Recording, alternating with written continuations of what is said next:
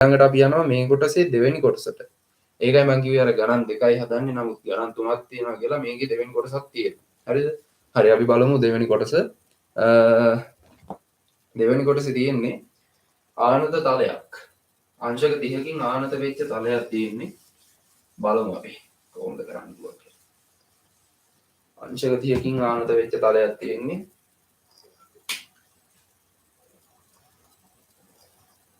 මෙතන කෝණය අංශක 30යි. මෙතන තමයි භාරය තියෙන්නේ. මේකේ බර ස්කන්ධය 20යි කිලෝග්‍රෑම්. හරිද? 20යි කිලෝග්‍රෑම් මේකේ භාරය. එතකොට මේ පැත්තෙන් අදිනවා බලයක් දාලා 400යි නිව්ටන් වලින්. 400යි නිව්ටන් වලින් අදිනවා. එතකොට මේකේ එච්චරයි බල දීලා දෙන්නේ. අපි බලමු අහන්නේ තරණයයි අර කලින් වගේම ප්‍රවේගය අහන්නේ. එතකොට මේකේ මම දැන් ලියා ගන්නම් බර ක්‍රියා කරනවනේ මේකේ පල්ලෙහාට. හැබැයි දැන් බර ක්‍රියා කරන්නේ මෙන්න මෙහෙටද? වස්තුවට ලම්බකවද ක්‍රියා කරන්නේ නැත්නම් මේ තිරස් මේ රේඛාවට කෙලින්ද මේ ලම්බකවද ක්‍රියා කරන්නේ? තිරස් රේඛාවට ලම්බකව ක්‍රියා කරන්නේ. මේ පැත්තට ක්‍රියා කරනවා මේකේ ප්‍රතික්‍රියා බලය. හරිද? මේ පැත්තට තමයි බර ක්‍රියා කරන්නේ. එතකොට කීයද මේකේ බර එන්නේ 200යි නිව්ටන්. නමුත් ඒක අපිට ඔන්න මේ මොහොතේදී අපිට ඒක මේ පැත්තට හරව ගන්න වෙනවා බලය. මොකද මේක තියෙන්නේ අංශක 90කට නෙමෙයිනේ මේ බලයත් එක්ක. අපි සලකන බලය. ඒ කියන්නේ මේ පැත්තට බලයක් තියෙන අනිවාර්යෙන්ම 400 නිව්ටන් වලින් අදිනවා. ඒ බලයත් එක්ක මේක මේ සුළු කෝණයකින් තියෙන්නේ මේ පැත්තෙන් ගත්තොත් එහෙම. අපි හොයාගමු කීයද තියෙන්නේ කියලා මේක ලම්බකයි 90යි. එතකොට මෙතන අපිට හොයාගන්න පුළුවන් 30යි මෙතන 90 නම් මෙතන 60යි. හරිද? මේ කෝණය 60යි. එතකොට ඒ කෝණය 60යි නම් මේක මේ වස්තුවට ලම්බකව තියෙන්නේ මෙන්න මේ රේඛාව. එතකොට මෙතනින් අපිට එනවා 30යි කියලා. අපිට අවශ්‍ය නම් මේ බලය මේ පැත්තට හරව ගන්න. මේ පැත්තට හරවට වඩන්නේ අර බලයත් එක්ක ලම්බක වෙනවනේ. එතකොට අපිට ඒ බලය කැපිලා යනවා. ඒ නිසා අපි මේ පැත්තට හරව ගන්නවා. මේ හරව ගන්නකොට අපිට පේනවා මෙන්න මේ 30 මෙන්න මේ මෙතන තියෙන මම ඒක ලොකු කරලා අඳින්නම් මෙන්න මෙහෙම තියෙන්නේ අර R රේඛාව මෙහෙම තියෙන්නේ බලය ක්‍රියා කරන රේඛාව. එතකොට මෙන්න මෙතන තියෙනවා අංශක 30ක්.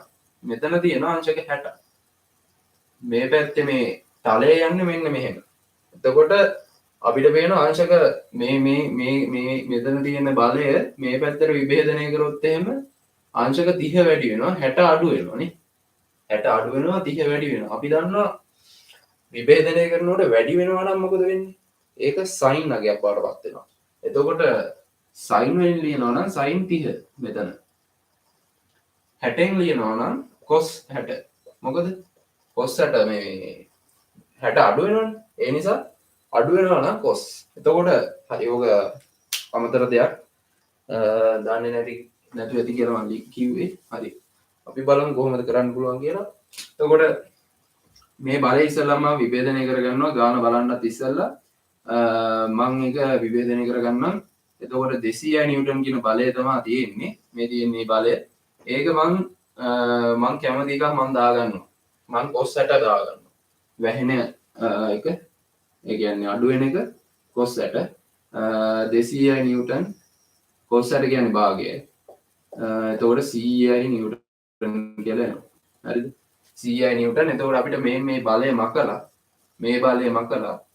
අපිට ලියා ගන්න පුළුවන් මේ පැත්තට 100යි නිව්ටන් කියලා. හැබැයි ඒත් ඕනේ නැහැ නේද?